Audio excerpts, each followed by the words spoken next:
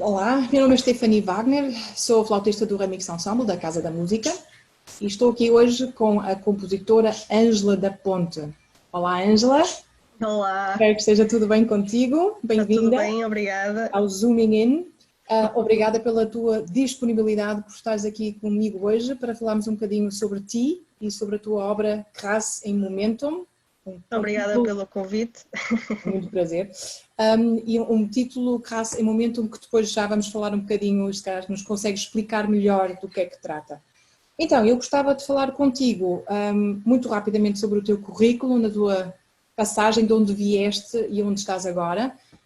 Posso fazer um pequeno sumário, se me permitires. Nasceste em Ponta Delgada, claro. Vens dos Açores, dos lindos Açores.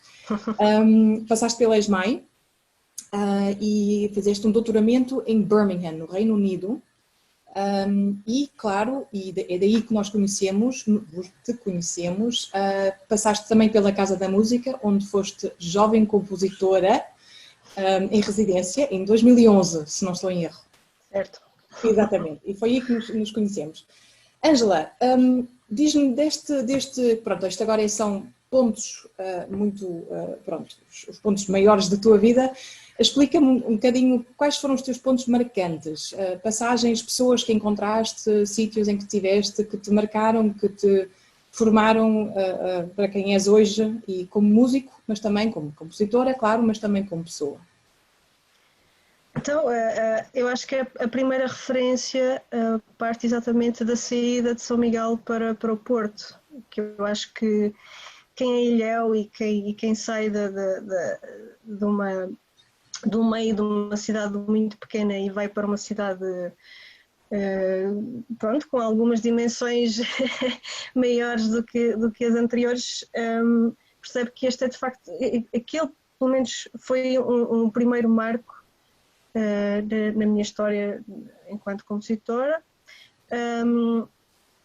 e claro que toda a colaboração e toda a aprendizagem que eu fiz na ESMAI foi muito importante na altura.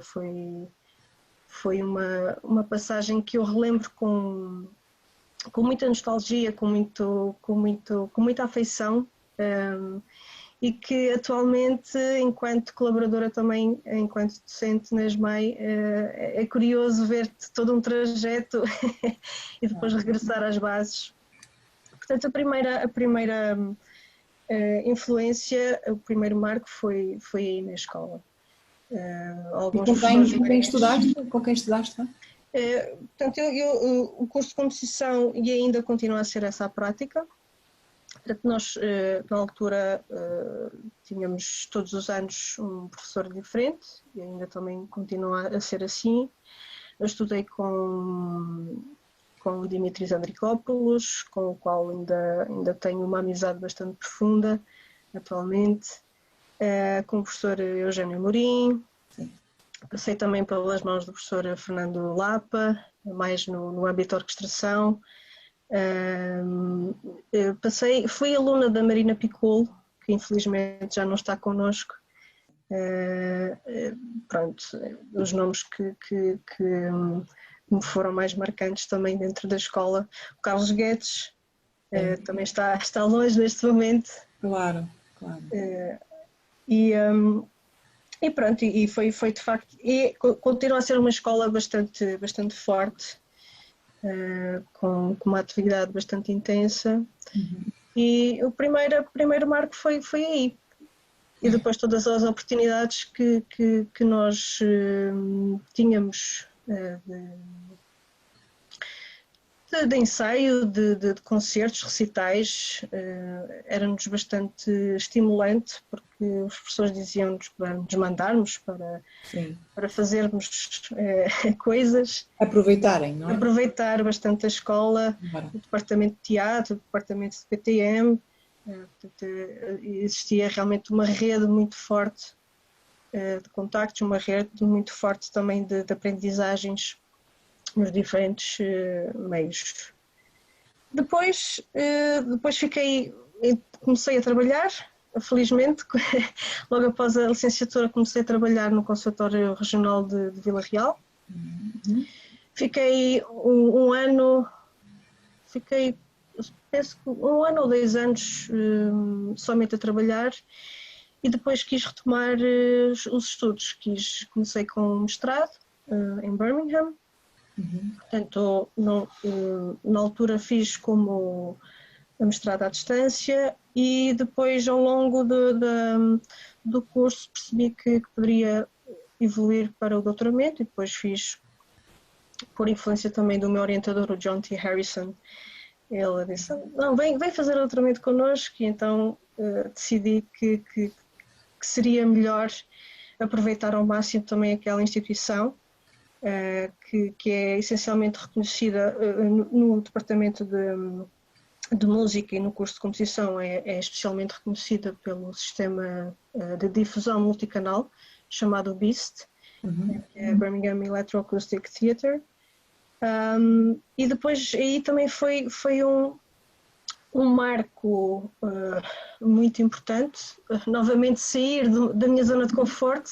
Já tinha saído de São Miguel, sair do Porto, ir para outro país, conhecer uma cultura completamente diferente, costumes completamente diferentes, e também estar em contacto com uma realidade muito diferente em termos académicos com aquilo que é a realidade portuguesa enquanto instituição. E claro que pessoas que me marcaram bastante naquela altura foram alguns colegas.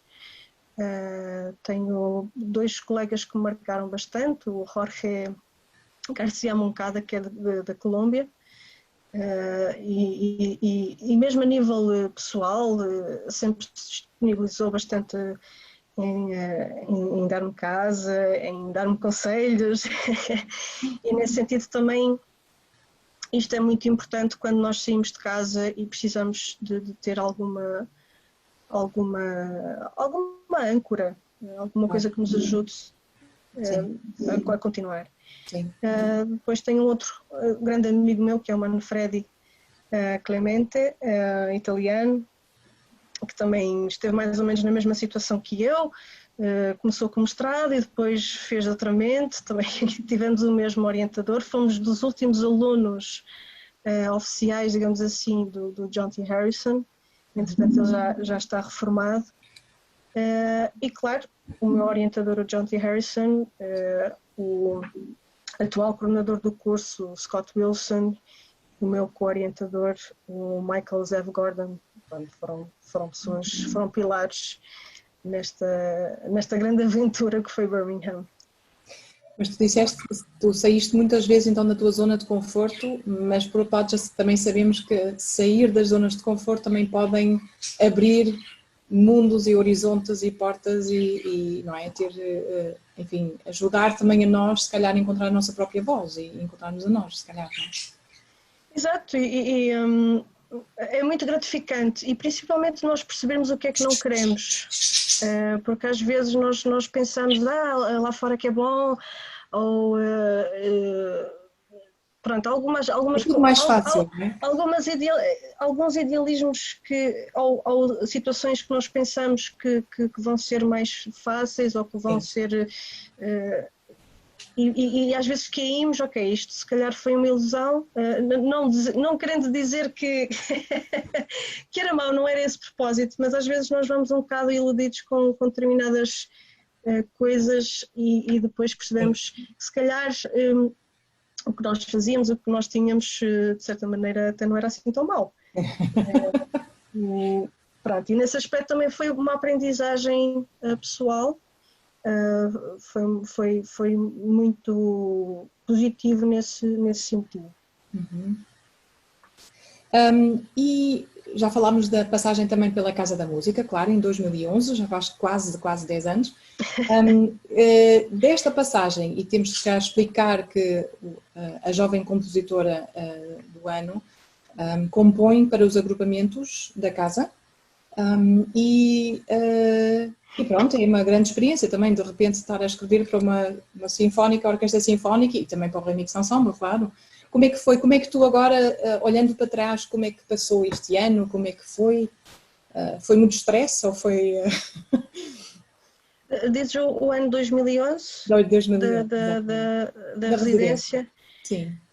Primeiro foi o euforismo pelo convite feito pela direção da Casa da Música, e depois foi o pânico total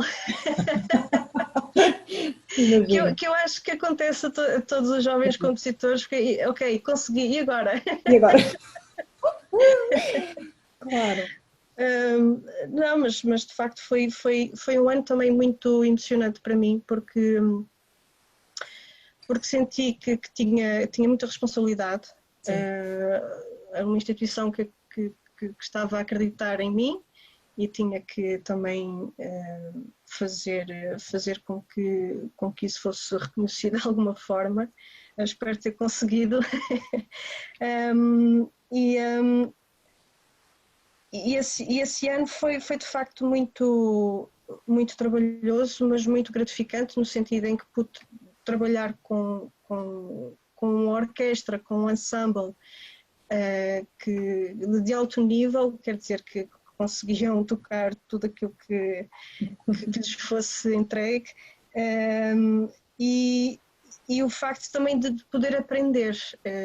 Recordo principalmente do maestro Michael Sanderling, no trabalho que fiz com a Orquestra Sinfónica, que foi um trabalho extremamente incrível, muito limpo do ponto de vista da interpretação, e que para mim foi extremamente útil poder depois também rever, porque às vezes nós vamos com aquela ideia que a partitura tem que estar completa, tem que estar, não digo do ponto de vista dos materiais, portanto da partitura, do layout da partitura, mas sim enquanto orquestração, enquanto composição. Nós às vezes pensamos que a partitura vai completa e não. Após uma primeira estreia, após a estreia nós temos sempre a possibilidade de rever a partitura, de rever o que é que resultou, e eu acho que, para além de tudo aquilo que foi feito nesse ano, esse é o momento mais importante, o momento de confronto com a obra e poder rever algumas situações que podia ser melhorado. E depois a outra figura que também foi marcante foi o maestro Emílio Palmárico, que também foi muito didático, muito pedagógico na sua interpretação da peça. Sim. Embora eu, tanto pelo menos que eu sei, que eu tenho aqui as duas partituras do ano 2015, do ano 2011, e também, entretanto, também já tocámos mais vezes, não é? E acho que não mudaste nada, não sei se eu não estou a ver, ou se a minha parte é a mesma, ou se calhar no caso do momento não fizeste alterações, diz-me. Eu fiz algumas alterações profundas na partitura para orquestra, mas a nível da orquestração. Acrescentei poucas coisas, mas foi mais no sentido da orquestração. Depois a partitura para ensemble foi mais no aspecto do layout. Ok, sim. Uma revisão profunda. Ok, se calhar vou ter que rever, afinal. Mas eu acho que as notas são iguais. Sim, foi mais para a partitura ficar um pouco mais bonita, digamos assim. Mas o isso nós essencial agradecemos está lá. sempre. Isso nós agradecemos sempre, não há problema. Ok, sim, mas lembro-me que na altura ele insistia bastante, por exemplo, na questão da articulação, para verificar realmente as articulações que estavam escritas, se era aquela combinação mais... se era aquela articulação a combinação melhor para ser utilizada. Portanto, houve ali alguns momentos muito importantes. É assim com todos nós, não te preocupes. Ok, falando num assunto um bocadinho mais sério, e eu já te avisei que eu por acaso não gosto muito desta pergunta, mas acaba por surgir, a situação das mulheres, ou no teu caso específico, das compositoras na música em Portugal. E sem eu avançar mais, fala-me tu, qual é a tua... E especialmente também tendo estado no Reino Unido, se há uma diferença, se tu notas aqui... bem, não vou sugerir nada. Se há uma diferença, o que é que tu achas? O que é que tu me dirias? Mas uma diferença entre a forma como as mulheres compositoras são tratadas em Portugal e a forma como as mulheres compositoras estou a falar agora mais de oportunidades. Oportunidades, sim. Ok. O que é que te parece?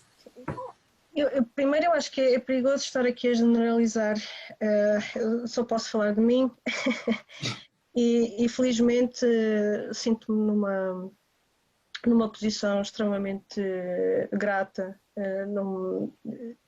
sou sempre solicitada para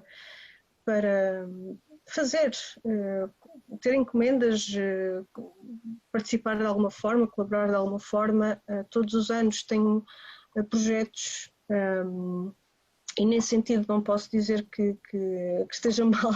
Ainda bem, isso é bom, a pergunta está aberta. Agora, há uma coisa curiosa que é, e no outro dia, não sei porquê, o Facebook às vezes tem estas coisas. Fui dar a um concurso específico para compositoras. Pronto. E havia lá alguns comentários um pouco estranhos. Não sei, também não consigo dizer se são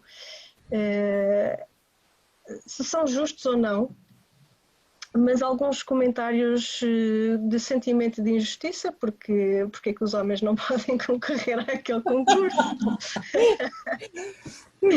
etc, etc. Quer dizer, visto que também grande parte dos concursos hoje em dia é com uma candidatura anónima, quer dizer, não vem lá o nome do candidato, portanto não se pode colocar essa questão de preferência de género ou o que for. Contudo, achei curioso porque de facto aquilo que nós temos vindo a assistir durante muitos anos é sempre uma maior exposição do género masculino, ao invés de termos se calhar uma exposição mais equilibrada. Agora, se isso é... Quer dizer, eu não quero cair no erro de estar aqui a assumir uma posição a dizer não, isto é machismo ou isto é o que for, porque a nível pessoal não tenho esse sentimento, não sinto que tenha tido dificuldades ou que tenha tido algum entrave, algum obstáculo por ser mulher. Ótimo. Nunca fui, pelo menos que eu saiba, nunca fui tratada. Agora, mas também não penso muito nisso. A verdade é essa, eu não penso muito nisso no meu dia-a-dia. Eu sou compositora, eu gosto de compor, eu sinto necessidade de compor, e esta situação de estar confinada, por um lado, é extremamente bom, não vou mentir, porque de facto passo o dia inteiro, para além de ter que lecionar, também ocupa muito do meu dia, preparar materiais, e esse também tem sido grande parte do trabalho, preparar materiais para os meus alunos e também estar atenta, porque esta é uma situação incomum, é uma situação que não é das melhores, mas também tenho tido algum tempo para poder avançar com esta necessidade interior que é a competição. Portanto, não penso muito nesta questão de trabalho e tenho que trabalhar e o que eu quero é trabalhar. E não penso muito que sou mulher compositora. Não, eu concordo e acho é ótimo que digas isso, porque eu sinto exatamente da mesma maneira, só que muitas vezes nós não pensamos, mas os outros pensam. Isso é que é a grande, quer dizer, eu acho que seria bom se nós não tivéssemos que pensar se somos homens ou mulheres ou seja o que for, mas simplesmente músicos, compositores, indivíduos humanos, mas enfim, isso era mesmo assim que eu, sim, de certa maneira que eu estava... Mas de facto, quer dizer, se a conversa surge é porque há qualquer coisa e há algum tipo de dificuldade, não é? Bem, eu estava, por exemplo, a pensar, eu lembro-me, por exemplo, de quando vocês vieram também da ESMAI para nós tocarmos as vossas peças, acho que tu já estavas lá também. Já há muitos anos atrás fizemos assim uns workshops com sim. E que A mim pareceu-me, e claro, isto é visto de fora, que havia o quê? Uma mulher e 15 homens.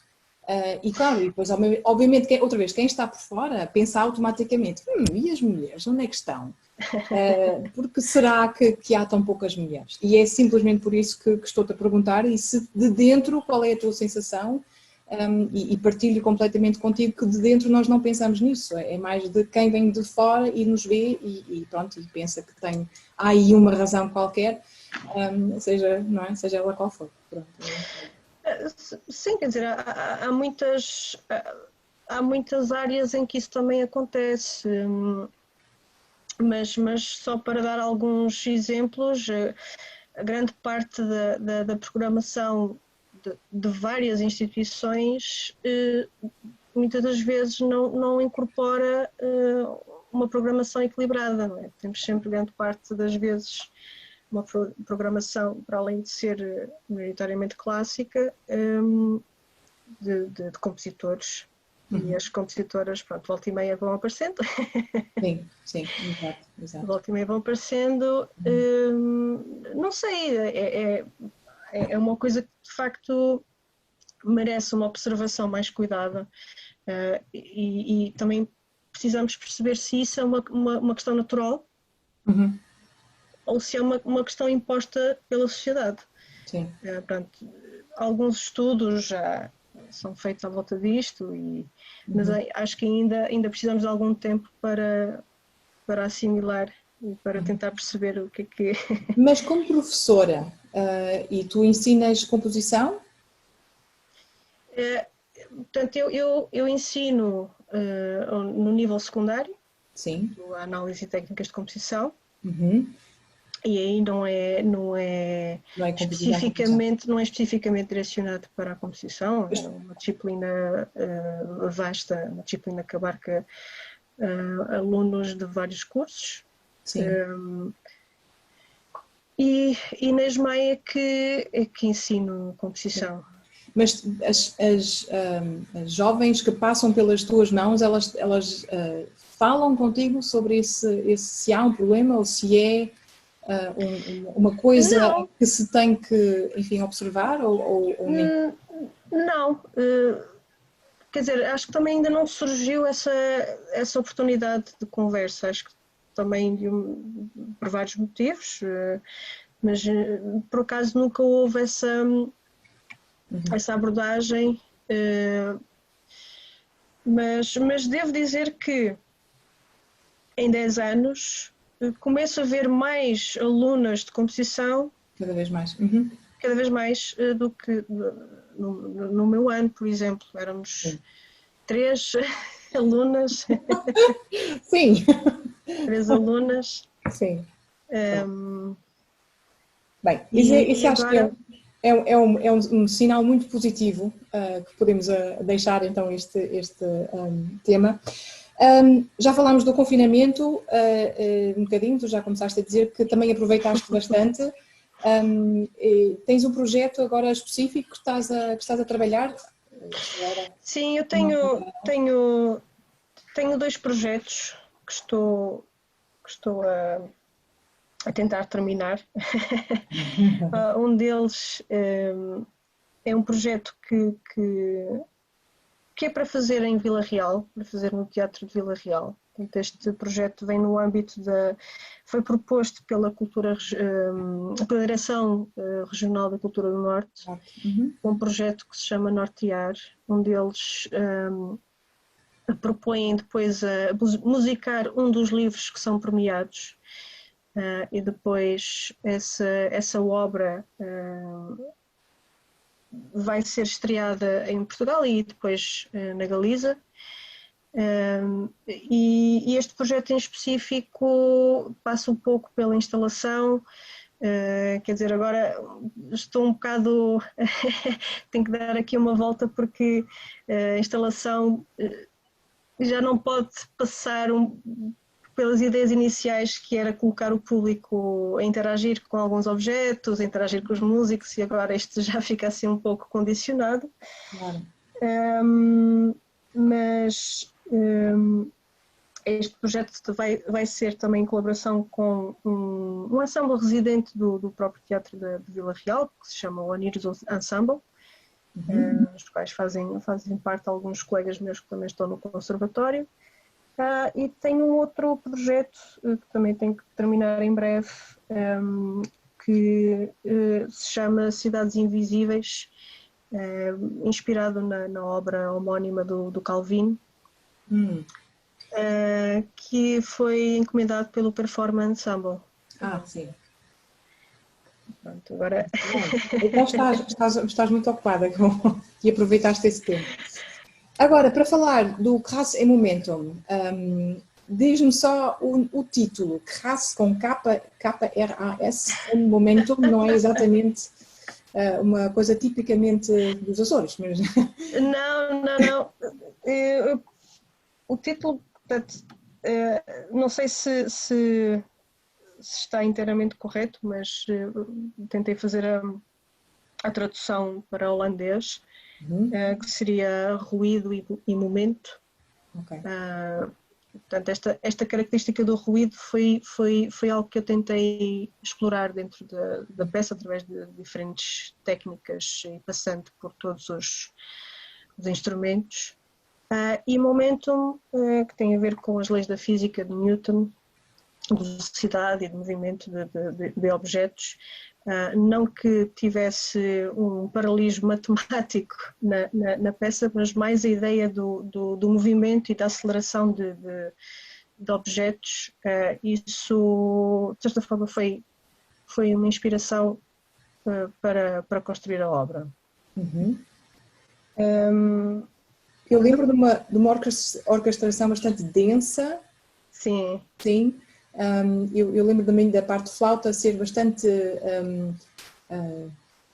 eu vou dizer, um passarinho às vezes por cima, a voar, com notas muito rápidas, eu lembro disso também.